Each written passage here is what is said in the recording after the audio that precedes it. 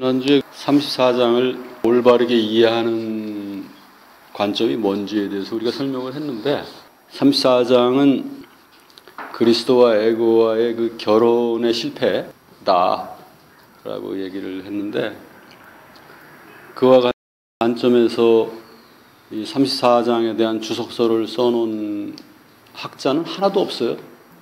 모든 주석서는 이스라엘 백성들이 순수성을 유지해야 되는데 가나안 백성들하고 자꾸 섞이려고 하니까 하나님이 그걸 못 섞이게 만들어 놓은 사건이다 이렇게 얘기를 해요. 저는 성경을 잘못 이해하고 있는 거예요.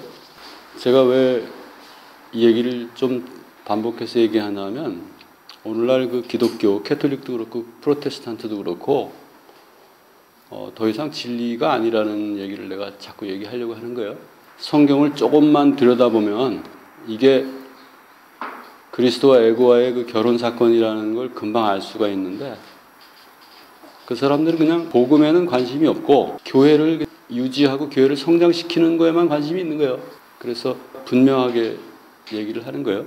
여기 디나하고 세겜과 세겜의 아버지 하모르하고 야곱이 나오잖아요.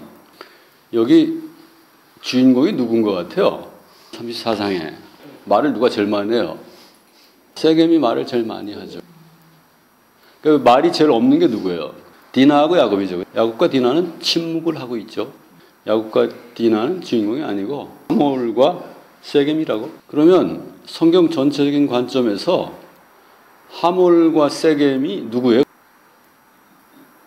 성경의 주인공이 누군지를 알면 금방 알 수 있지. 야훼와 그의 아들 그리스도죠. 하몰과 야훼와 그리스도를 말하는 거예요. 여기 보면 야훼와 그리스도가 이렇게 신통찮게 그려져 있죠. 그죠? 유익하지 않은 존재로 그려져 있잖아요. 결혼이 왜 실패했냐면 강제력을 사용하는 게 누구예요, 지금? 결혼은 성공하려면 둘 사이 합의가 있어야 되거든? 둘 사이 완전 동의가 있어야 된다고. 누가 강제력을 행사한 거야? 세겜이 강제력을 행사했어. 그러니까 여러분 안에 그리스도가 강제력을 행사하면 여러분들은 강도가 되고 살인자가 된다고. 그러면 여러분 안에 그리스도가 세겜의 역할을 하는 건 언제예요? 여러분들이 진리가 되기 전이지. 여러분이 진리가 되기 전에는 그 강력한 그 하나님의 권능이라는 존재가 여러분들 에고를 좌지우지한다고. 세겜이 언제나 온순해져요. 종려주일에 예수님이 예루살렘 성에 뭘 타고 가요? 나귀 새끼를 타고 가지. 세겜이 나귀 새끼예요. 예수 그리스도 안에서는 세겜이 완전히 순종하는 존재인 거예요. 그럼 예수하고 그리스도하고의 관계가 궁금해지잖아요. 그죠? 예수하고 그리스도의 관계에 대해서 여러 번 설명을 했는데 우리는 그걸 항상 뭉뚱그려서 이해하는 습관을 가지고 있다고. 야훼가 있고 야훼의 아들이 사람 안에 오고 그 사람 안에 온 씨앗이 죽어서 열매를 맺잖아요. 그죠? 그래서 사람 안에 온 아들이 다시 아버지가 되는 거예요. 그래서 아버지에게로 돌아갈 때는 아버지로 돌아가는 거예요. 그래서 아버지와 아들은 항상 같다고 얘기했잖아요. 그죠? 아버지가 야훼고 아들이 그리스도라고. 근데 그 아들이 또 아버지가 되잖아. 그죠? 그래서 예수님이 뭐라 그래? 내가 아버지야. 다윗이 나를 아버지라고 부르지 않니? 라고 얘기한다고. 그러니까 그리스도가 아버지로 우리에게 올 때는 그리스도는 그 아들을 누구라고 지칭하면 다윗이라고 지칭한다고. 다윗이 누구예요 그러면? 여러분들 말해요. 여러분들 다윗이라고. 그래서 하나님이 다윗을 그렇게 사랑하는 거예요. 무엇에도 불구하고 그 죄인임 살인자임에도 불구하고 그렇게 사랑하는 거라고. 내가 이 세 개의 감자에 대해서 설명한 건 몇 년 전부터 설명을 했죠. 오늘은 그걸 다시 꺼내서 그걸 가지고 이해를 하려고 해야 돼요. 여기 세겜은 예수 안에서 완전히 아버지에게 순종하는 아들이 아니죠. 여기 세겜은 어떤 존재예요? 아버지를 좌지우지하는 존재죠. 예수 안에서 완전히 순종하는 존재 이전의 존재죠. 여러분 안에 아직도 그 정열이 있고 그 세상에 대한 욕망이 있어서 여러분들을 막 끌고 다니는 존재. 그 존재가 세겜이에요. 그럼 그 존재가 언제나 완전히 순종하는 그 나귀가 되는 거야. 여러분들이 야훼 자신이 됐을 때만 그게 가능한 거야. 그 종료주일에 예루살렘 성에 들어간 예수 그리스도는 야훼인 거예요. 그래서 그러니까 내가 항상 두 가지를 동시에 가르쳐 주잖아요. 그죠? 여러분들이 아직 그 진리의 존재가 안 됐으면 목표를 추구하면서 믿음으로 살아라. 믿음으로 살 때만 세겜이 난폭하지 않은 존재가 되는 거예요. 폭력으로 욕망을 추구하지 않는 존재가 되는 거라고. 그러나 그럼에도 불구하고 그 존재는 아직 진리의 존재로 태어난 존재가 아니라고. 여전한 에고라고. 지금 예수 그리스도라면 이 결혼은 어떻게 결말 지어져야 되는 거예요? 어떻게 이 사건이 전개가 돼야지 이게 진리의 존재, 즉 예수 그리스도의 때에 완성될 결혼의 모습이 될 수 있는 거예요. 나귀와 나귀 새끼는 어딘가에 가만히 있어야 돼요. 야훼가 부를 때까지 거기 있어서 부름이 있을 때 즉각 순종해야 돼요. 그게 야훼와 그 애고가 완전히 결합하는 모형이라고. 나귀가 껍적껍적 되면서 목표를 추구하고 아버지한테 설득하고 그러면 안 돼. 그건 아직 진리의 존재가 아니라고. 야곱을 우리가 이미 그 진리의 존재로 봤잖아요. 야곱이 33장에 아주 근사했잖아요. 34장의 이 사건을 야곱은 뭘로 보는 거예요? 야훼의 완전한 결혼. 야곱은 봤다고? 그러면 지금 34장의 이 결혼의 실패 사건을 왜 기록해 놓은 거예요? 지금 야곱은 어디가 있는 거예요? 야곱은 지금 시간의 처음과 시간의 끝에 동시에 있는 거예요. 야곱이 시간의 처음에 있으면 34장은 뭐예요?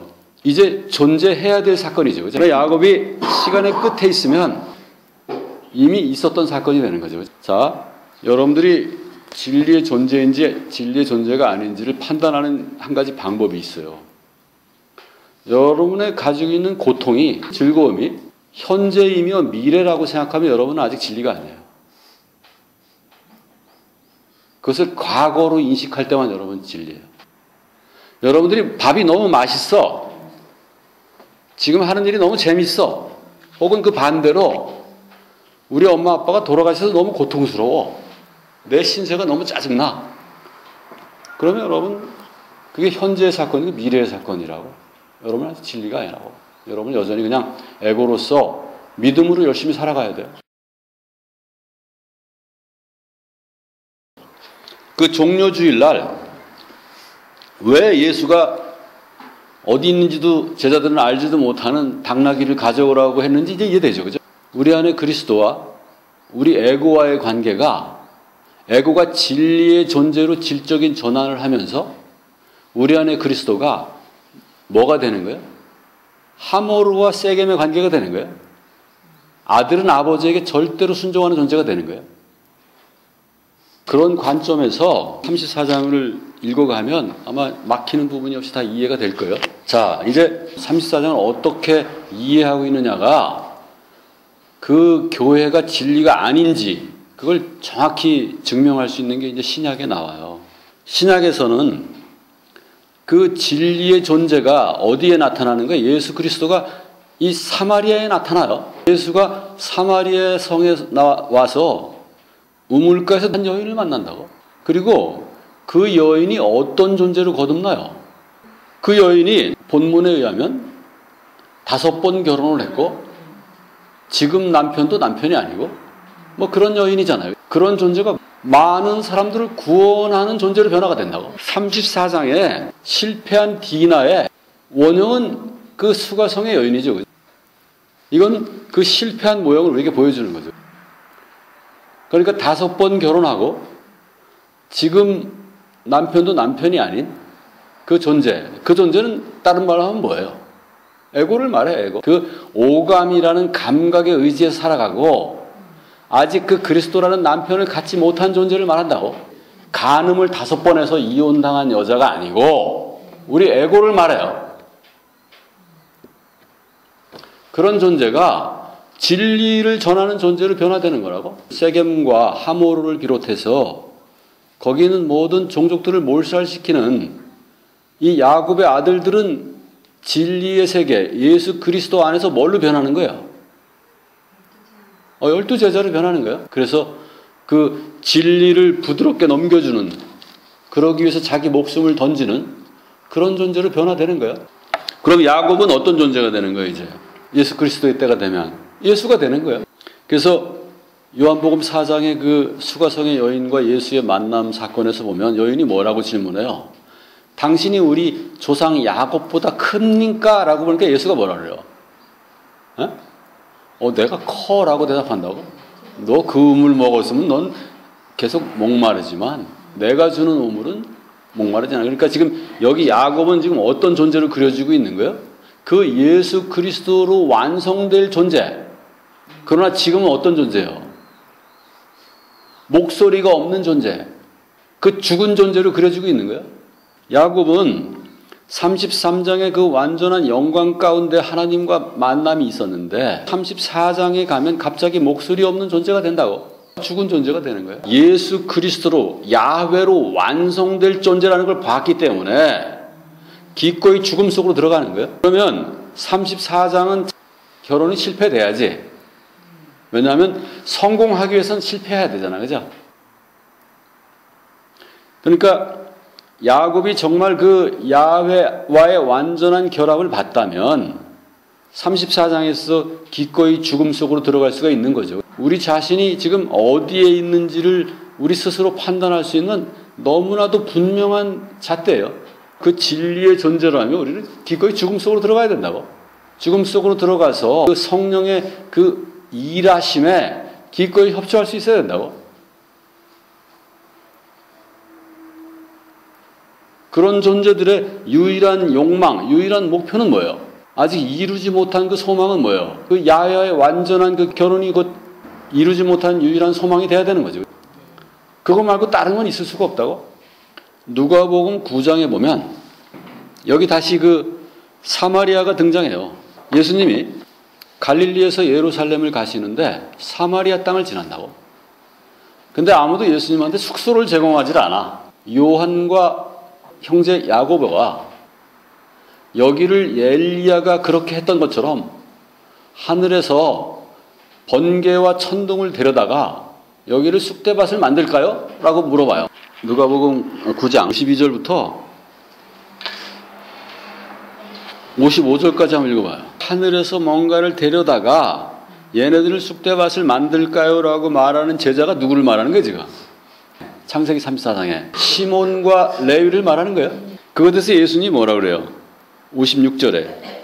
자, 그러면 야곱의 34장에 원래 야곱의 의도가 뭔지를 알겠죠? 그죠? 야곱은 34장의 세겜에 왜 간 거예요? 진리를 전하기 위해서 간 거예요.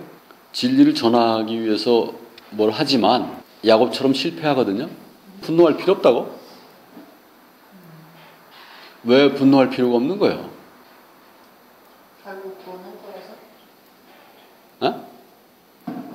왜 분노할 필요가 없는 거야?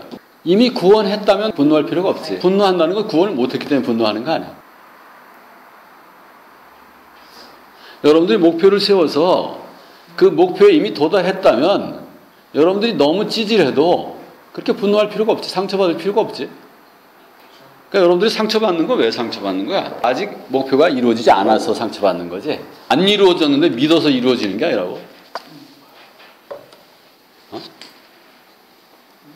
이걸 이제 이해하려면 그 시간의 그 연속성의 개념에서 빨리 빠져나와야 된다고. 내가 몇 년 전부터 그 시간을 단선적으로 그 선형의 개념으로 시간을 이해하는 걸 내가 계속 깨주려고 여러분에게 노력을 했는데 여러분들 이걸 진지하게 받아들이는 사람은 이 진리를 받아들이기가 이렇게 어렵지 않을 거라고. 근데 여전히 그 단선적인 시간의 개념에 얽매여 있으면 아마 여러분들 머리가 터질 거라고. 절대 진리에 가까이 갈 수가 없다고. 똑같아. 요한계시록도 그 심판이 언제 와요? 그 요한계시록의 심판이 7 인봉의 심판이 있고 7 나발의 심판이 있고 7 대접의 심판이 있잖아. 그 심판이 언제 와?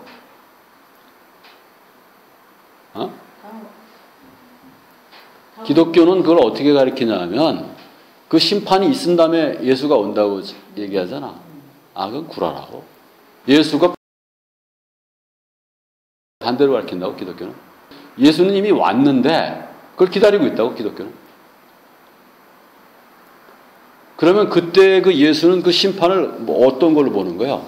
똑같다고, 야곱하고 과거형으로 보는 거예요. 진리의 존재는 모든 것은 진리 안에서 완성된 걸로 보는 거라고. 믿음도 목표가 완성된 걸로 보는 게 믿음이지, 앞으로 완성될 걸로 보는 건 믿음이 아니야. 그건 절대로 이루어지지 않아.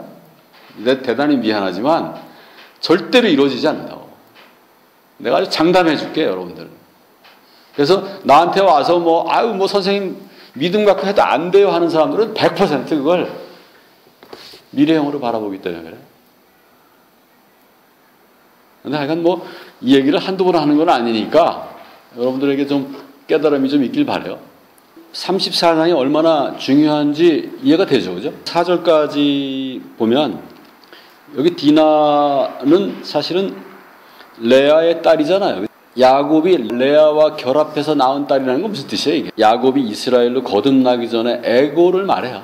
여러분 안에 벌어지고 있는 모든 것은 벌어지기 전에 여러분의 상태를 항상 표현한다고. 지금 고난을 겪고 있으면 그 고난이 벌어지기 전에 그 에고의 그 상태를 말해요. 디나와 레아는 바로 야곱이 사랑하는 그 원하는 여자하고 결합하기 전에 그냥 그때 상황에 따라서 결합했던 그 에고를 말한다고.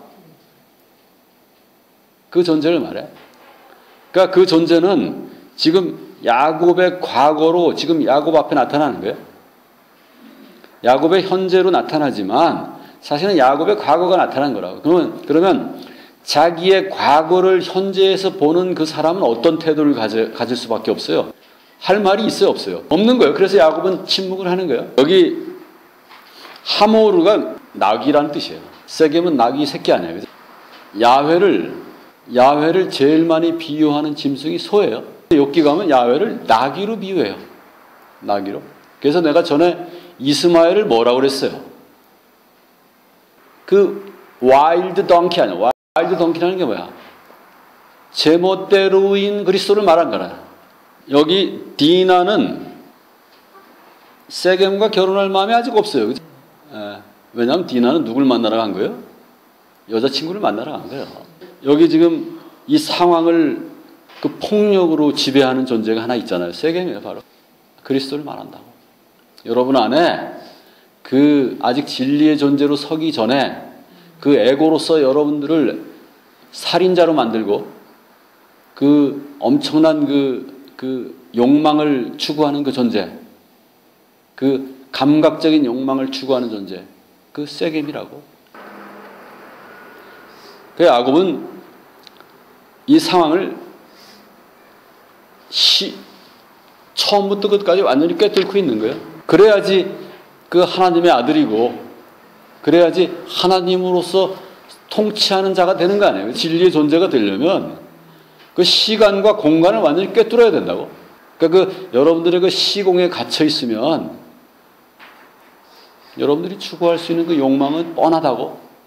여러분들을 잠시 그냥 기쁘게 해주는 욕망을 추구하는 그런 존재로 살아가는 거라고. 근데 그걸 여러분들을 행복하게 해주질 않아. 내가 그걸 말리지는 않아. 욕망을 추구해라 믿음으로 얘기하지만 그게 여러분들을 진리로 끌고 가지 못한다고. 고통은 계속된다고. 잠시는 좋지. 그러나 그 좋은 것 때문에 고통이 꼭 와. 왜냐하면 좋으면 거기에 꼭 빠진다고.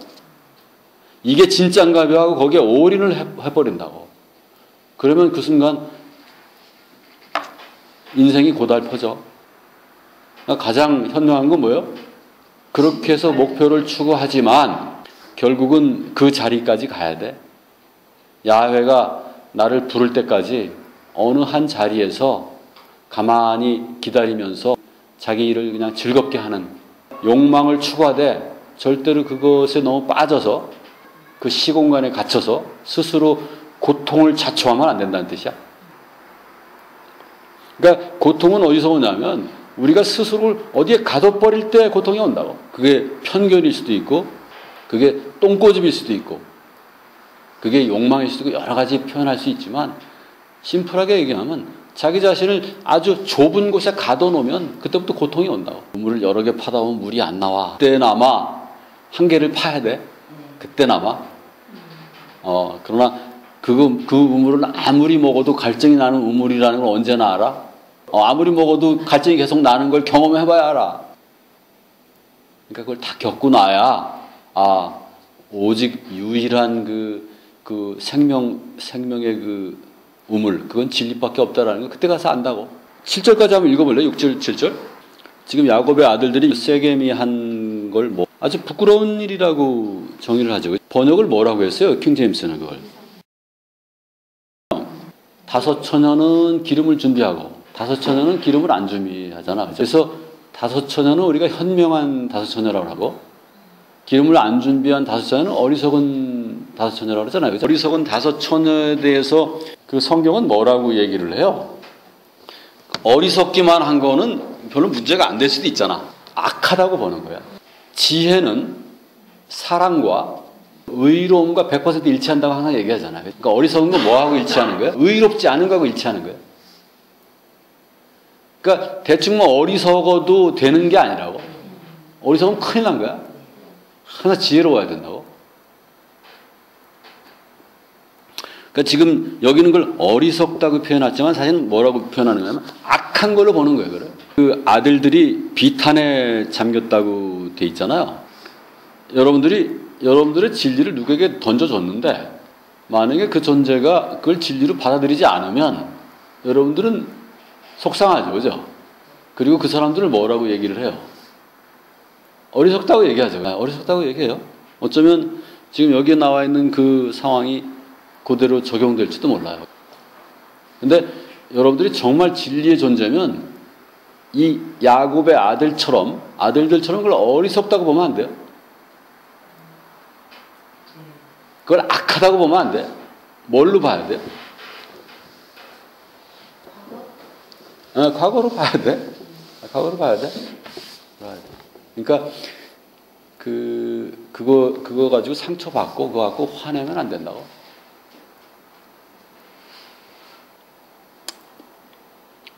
이제 분노하면 그 결과가 어떨 것 같아요? 결과가 별로 안 좋아.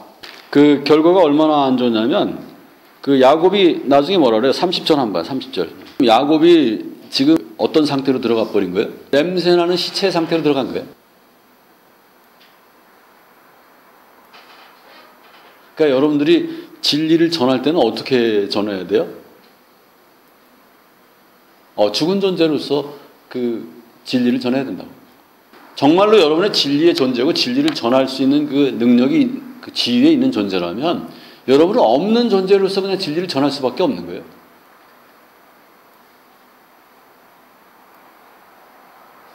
정말로 그 야곱이 그 예수 그리스도 그 야훼와의 완전한 그 결합을 본 존재라면 이 지금 세겜과 하모르의 이런 사건을 그 목소리 없는 존재로 바라볼 수 있어야 돼요. 죽은 존재로 바라볼 수 있어야 된다고. 왜냐하면 내가 지금 죽지 않으면 그 예수 그리스도 그 진리의 존재라는 건 오지 않는다는 걸 야곱은 아는 거라고.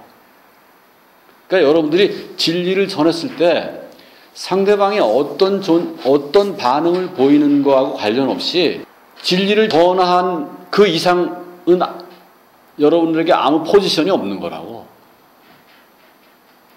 예를 들면 그 사람이 진리를 받아들였다고 해서 여러분들이 목소리가 더 있어야 되는 게 아니라고.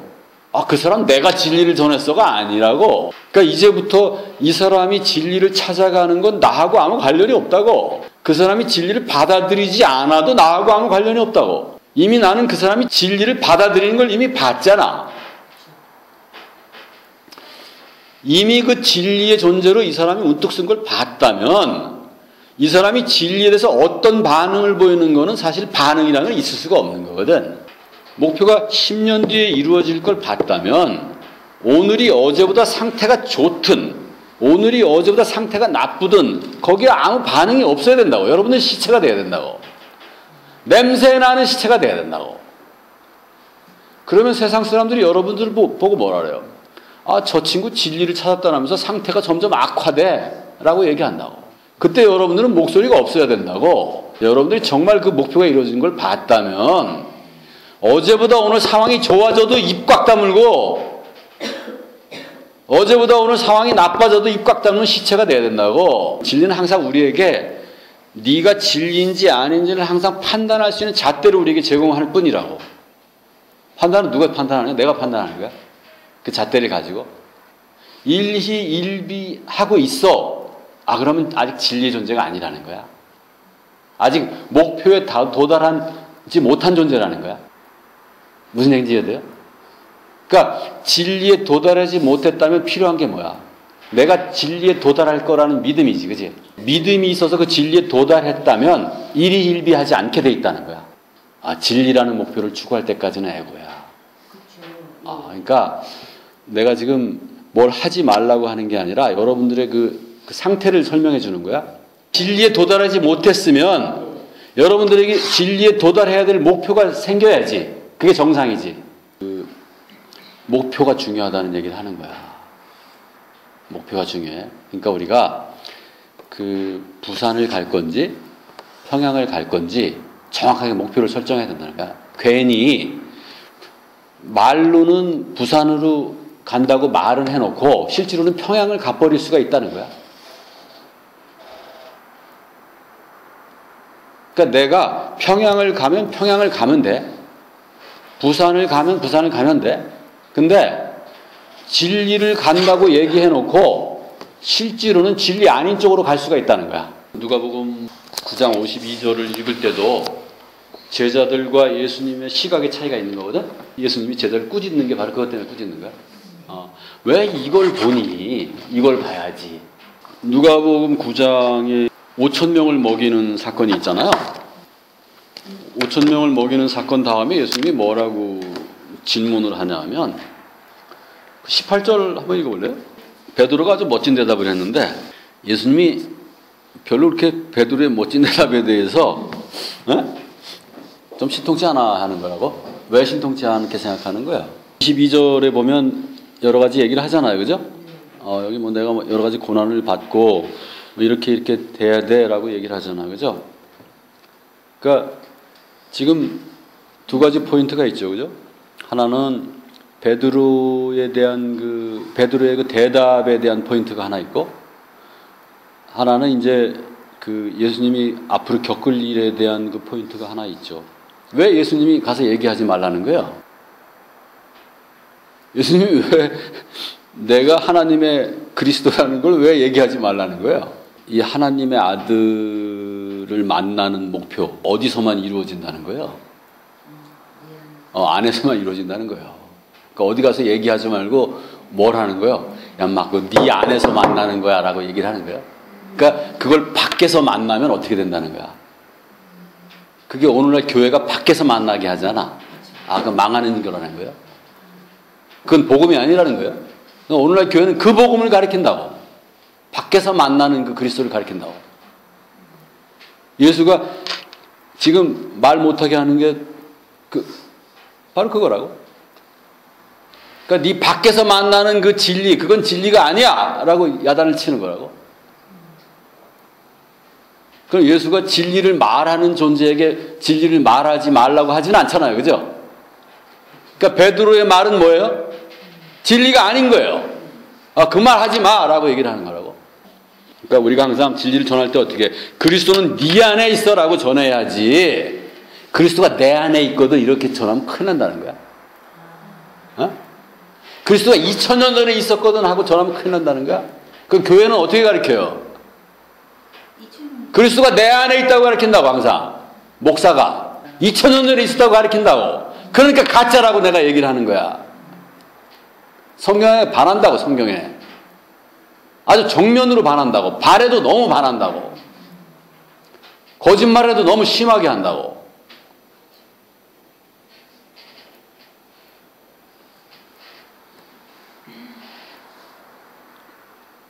그리고 두 번째 포인트는 이게 뭐예요? 지금 예수가 자기가 여러 가지 고난을 받는 거, 이거를 지금 예수는 뭘로 보고 있는 거예요? 여기는 마치 앞으로 벌어질 걸로 보고 있잖아요. 그죠? 진리의 존재는 과거로 본다고 얘기했잖아요. 과거로 보는 거예요. 예수는 이 사건이 자기 안에서 벌어진 과거라고. 그러나 베드로는 이 사건이 베드로 안에서 벌어져야 되는 사건이에요. 그러니까 지금 누가 누구에게 지금 얘기를 하는 거예요? 야훼가 에고에게 지금 얘기를 하고 있는 거예요. 베드로라는 에고에게 얘기를 하고 있는 거라고. 에고, 너는 지금부터 이 고난을 겪어야 돼. 그 얘기를 하고 있는 거라고. 이 34장이 결국 이제 뭘로 연결되는 거냐면 창세기 50장에 가면 요셉은 애굽에 묻혀버리고 야곱은 어디 가나안에 와서 묻혀버리잖아. 그죠? 그러니까 지금 34장은 어떤 설명을 하고 있는 거냐면 내가 이제 곧 묻힐 거야 라는 설명을 하기 위해서 존재하는 거라고. 그리고 나는 언제 다시 성경의 역사의 무대에 등장하냐 하면 이 구약 성경이 다 끝나야지 내가 등장할 거야 라는 얘기를 하고 있는 거라고. 근데 우리는 다행히 이 바울이라는 존재를 통해서 구약 성경이 끝난 다음에 그 구약 성경을 거꾸로 보는 그 관점에서 우리가 이 성경을 이해할 수 있는 우리가 기회를 부여받은 거라고. 그러니까 우리가 이 바울이라는 존재가 이 성경의 대부분을 다 만드는 거잖아. 그죠? 신약 성경에.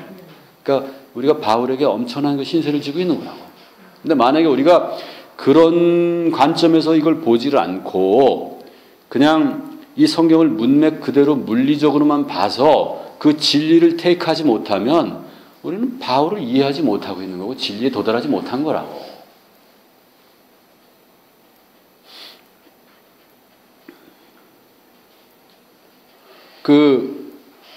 요한복음 4장 한번 볼래요?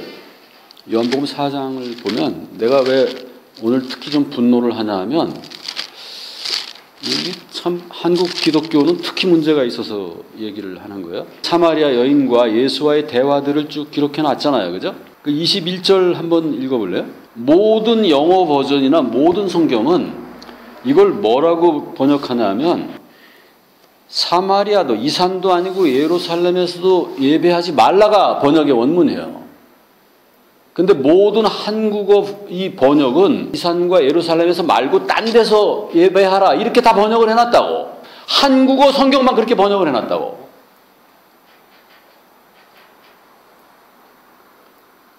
그게 다 목사고 박사고 다 이런 존재들이라고 다. 어떤 영어도 예배하지 말라고 돼 있지 예배하라고 돼 있지가 않다고. 뭐로 예배하라고 돼 있어요? 그 밑에 보면. 더 읽어볼래요? 23절 한번 읽어볼래요? 영과 진리로 경배한다는 게 무슨 뜻이에요? 하나님은 영이시잖아. 그러니까 하나님 안에서 있는 것 그걸 예배한다고 그래.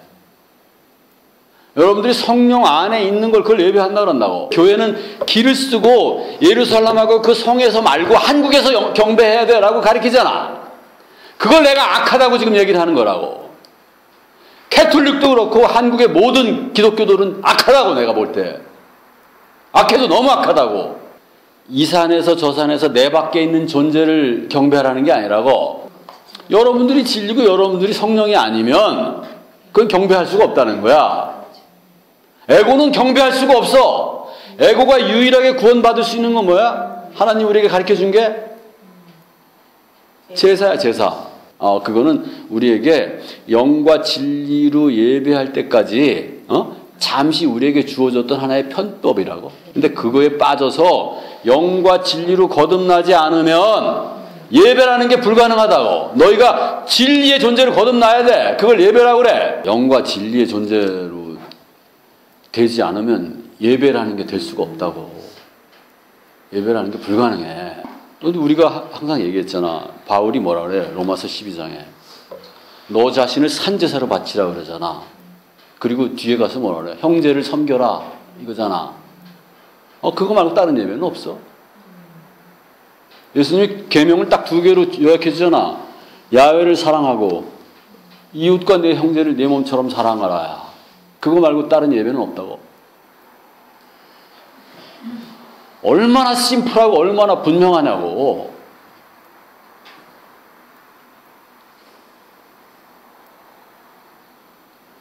진리는 심플하고 분명해야 된다고. 그렇게 자꾸 이 뭐 말장난 해가지고 자꾸 어떻게 유지하려고 그러면 안 돼. 정말 부끄러워, 이거는. 그 오늘날 유대인들도 똑같아요. 유대인들도. 오늘날 유대인들 제사 지내냐고. 걔네들 그 성당, 그 회당에 가보라고. 예배라는 자체가 없어. 뭐만 있어? 성경 공부하고 어떤 놈은 찬양하고 어떤 놈은 뭐 토론하고 그런 것밖에 없다고. 그 왜 토론하는 거야? 내가 가지고 있는 진리하고 네가 가지고 있는 진리하고 한번 비교해 볼까? 그래서 토론하는 거라고. 그 우리가 성경 공부를 어떻게 해? 맨날 토론하고 얘기하면서 하는 거 아니야? 그거하고 다른 게 뭐가 있어? 그럼 누가 유대인이냐고? 진리는 어디서 오는 거야? 왜 예수가 진리가 유대인에서 온다고 얘기를 왜 하는 거야? 누가 유대인이야? 자기 안에 그 진리와 성령을 가지고 있는 존재가 유대인이라고. 그게 참 유대인이라고. 옛날에 제사 지내던 유대인들은 뭐야? 가짜 유대인이지. 오늘날 교회에서 예배 드리는 존재들은 다는 아니지. 다는 아니야. 꽤 돼, 그래도. 꽤 된다, 우리 같은 사람이. 그 굴욕을 참으면서 그 진리의 그걸 바라보고 있는 존재들이 내가 볼 땐 꽤 된다고. 내가 지금 나무라는 사람은 목사나 이 지도자들을 나무라는 거지 교인들을 나무라는 게 아니라고. 목이 터져라 외치는 수밖에 없다고. 목이 터져라 외치는 수밖에 없다고. 그리고 뭐 그 사람이 또 안 받아들이면 오케이 하고 또 하는, 그것 때문에 또 분노하는 건 아니야.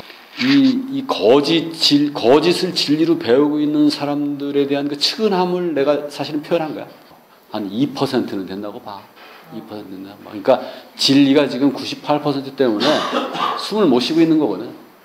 근데 만약에 그걸 100%를 다 없애버리면 그 2%는 어떻게 할까? 그러니까 나머지 98%를 2%로 바꾸는 게 우리 목표지, 그 100%를 다 죽이는 게 우리 목표가 아니라고. 근데 아까 얘기했지만 분노하면서 하는 게 아니라 죽은 시체처럼 하는 거야. 상처받는 분노가 아니라고. 누구에게 상처 주는 분노가 아니라. 나도 상처받는 게 아니고 이 어둠의 그 고통을 받는 사람들에 대한 그 측은함이 굉장히 강하다고. 너무 좀 안타까워. 여기까지 합시다.